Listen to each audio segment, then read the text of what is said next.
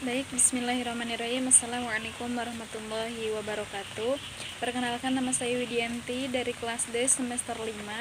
Di sini saya akan mencoba untuk mempresentasikan proposal hasil saya dengan judul pengaruh blended learning terhadap prestasi belajar siswa pada masa pandemi COVID-19. Baik, langsung saja untuk latar belakangnya. Jadi, Kemendikbud atau Kementerian Pendidikan di Indonesia merupakan suatu wadah atau organisasi yang mampu mengelola dan mengatur pendidikan di Indonesia. Nah, sejak adanya pandemi COVID-19, pembelajaran di Indonesia sangat berbeda dari tahun-tahun sebelumnya. Oleh karena itu, para pendidik harus mampu atau harus mempunyai metode belajar yang dapat memaksimalkan pembelajaran di sekolah. Nah, sedangkan blended learning atau pembelajaran campuran merupakan metode pembelajaran yang mampu mengombinasikan atau mengcombine beberapa metode dengan menggunakan atau memanfaatkan teknologi informasi untuk memaksimalkan pembelajaran di sekolah-sekolah. Nah, untuk pernyataan masalahnya, jadi metode belajar blended learning merupakan metode belajar yang dapat memudahkan siswa dalam belajar karena bisa dilakukan kapanpun dan dimanapun. Sedangkan di sekolah-sekolah yang berada di dalam pedalaman, masih ada kendala dalam fasilitasnya yang tidak memadai baik dari pihak sekolah maupun siswa, sehingga metode blended learning mempengaruhi prestasi siswa dalam belajarnya. Nah, setelah kita ketahui pernyataan masalahnya, sekarang kita akan mempertanyakan dari masalahnya. Apakah blended learning efektif digunakan di masa pandemi COVID-19 ini? Kita akan ketahui pada pembahasan selanjutnya. Nah, untuk relevansi dan pentingnya penelitian, jadi blended learning ini mengimplementasikan dan mendesain pembelajaran baik dalam hal isi maupun penyampaian secara online. Dalam hal ini, siswa tidak hanya mengandalkan materi yang diberikan oleh guru, tetapi siswa bisa mencari di website atau bisa menanyakan kepada teman secara online. Ataupun bisa juga menggunakan media lain berupa software dan media pembelajaran berupa tutorial. Dalam penelitian ini, pendidik diharapkan dapat mengevaluasi pembelajaran apalagi di masa pandemi COVID-19 ini. Nah, guru juga harus bisa menetralisir ataupun mengecek siswanya supaya dapat melakukan pembelajarannya secara maksimal, sehingga di akhir pembelajaran guru dapat mengevaluasi dan mengetahui prestasi belajar siswa dan kemampuan siswa yang dilakukan saat pembelajaran daring secara full ataupun saat melakukan pembelajaran dengan metode blended learning. Untuk tinjauan literatur dalam segi tinjauan konseptual, jadi COVID-19 ini sangat mempengaruhi dalam kegiatan belajar, apalagi dalam keberlangsungan hidup manusia di muka bumi ini. Namun kita jangan menyalahkan adanya COVID-19 ini menjadi penghambat segalanya, tetapi justru kita harus bersyukur adanya nikmat Tuhan yang Allah beri. Karena suatu saat kita akan mengetahui dampak dari COVID-19 ini. Semoga ada hikmah yang berdampak positif sehingga kita dapat tetap menjadi manusia yang mempunyai akal yang sehat serta mampu menjaga kesehatan dan dijauhkan dari mara bahaya. Nah, dalam penelitian ini bertujuan untuk mengetahui perbedaan prestasi siswa yang diajarkan menggunakan metode belajar daring secara full ataupun diajarkan dengan metode blended learning. Dari situ, dari kedua metode tersebut kita akan mengetahui kemampuan siswa ataupun prestasi siswa ketika kita akan mengevaluasi pembelajaran. sehingga nantinya kita akan menemukan perbedaan prestasi siswa yang diajarkan dalam pembelajaran daring secara full maupun yang dibelajarkan dengan metode blended learning ataupun metode belajar campuran. Untuk tinjauan teori dalam tinjauan literatur ini, bahwa kegiatan belajar mengajar ini merupakan perlibatan antara pendidik, siswa, dan fasilitas yang dapat membantu siswa dalam pembelajaran.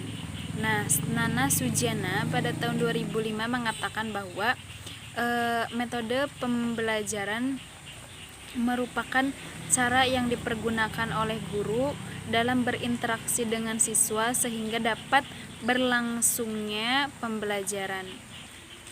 Nah, dalam hal ini, maka penting bagi siswa melakukan pembelajaran secara maksimal supaya kelak di masa depan mempunyai ilmu atau wawasan yang cukup luas sehingga apapun ilmu yang disampaikan ketika guru menyampaikan suatu teori ataupun materi, apalagi ilmu-ilmu yang dapat diaplikasikan dalam kehidupan sehari-hari dapat bermanfaat dan dapat diaplikasikan dengan baik. Nah, untuk tinjauan hasil penelitian terdahulu dalam tinjauan literatur ini, bahwa tinjauan pada poin ini menjadi poin yang sangat penting untuk penelitian menggunakan desain ex post facto, karena desain tersebut dalam metode penelitiannya memerlukan hasil penelitian yang sudah dirangkum, yang sudah diteliti, dan dapat menemukan dari hasil penelitiannya. Maka saya sebagai peneliti yang baru akan meneliti hasil penelitian terdahulu dan akan dijadikan sebagai acuan serta perbandingan dari penelitian yang sudah relevan. Nah, pada tahun 2013 penerbit Jurnal Pendidikan Fisika Indonesia yang diteliti oleh Wartono berkontribusi dalam konsep blended learning, mengemukakan bahwa blended learning merupakan informasi yang didapat oleh peserta didik lebih banyak dan berbagai sumber.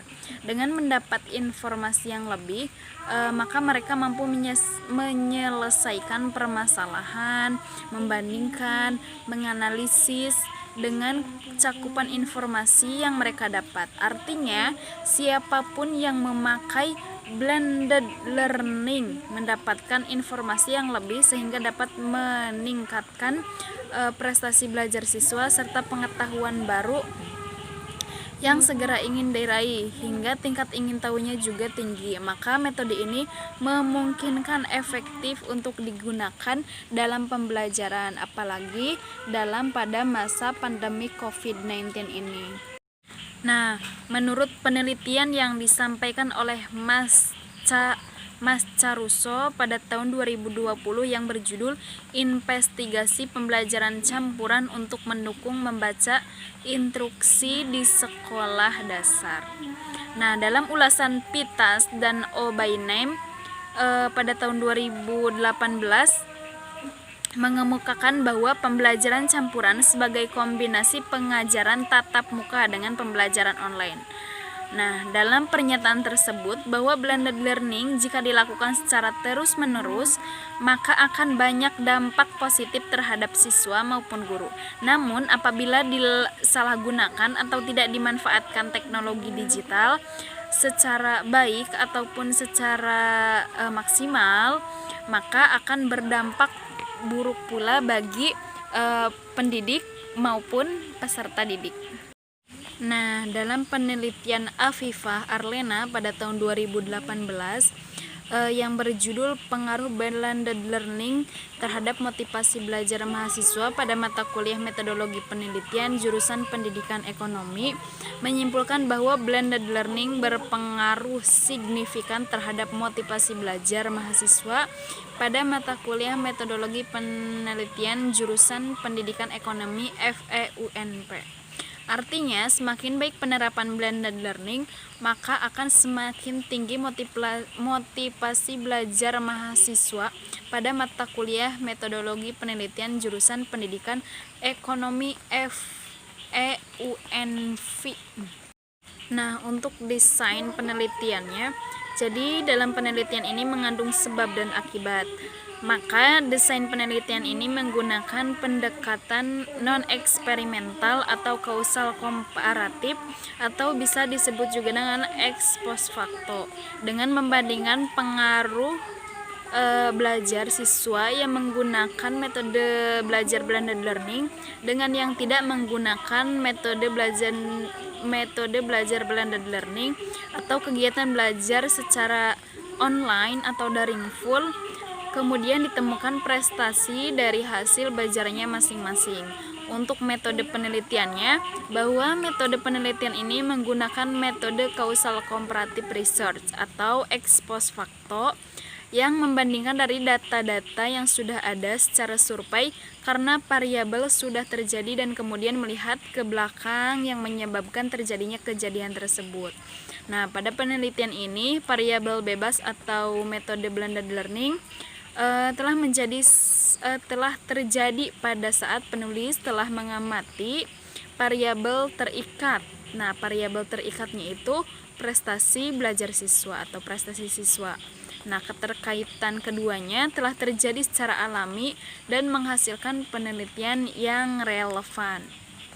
Nah, untuk teknik pengumpulan datanya menggunakan observasi, kemudian dilanjut dengan wawancara. Nantinya setiap anak diberikan pretest ketika belajar secara daring full selama 1 minggu dan akan diberikan post-test ketika belajar menggunakan blended learning selama 1 minggu pula.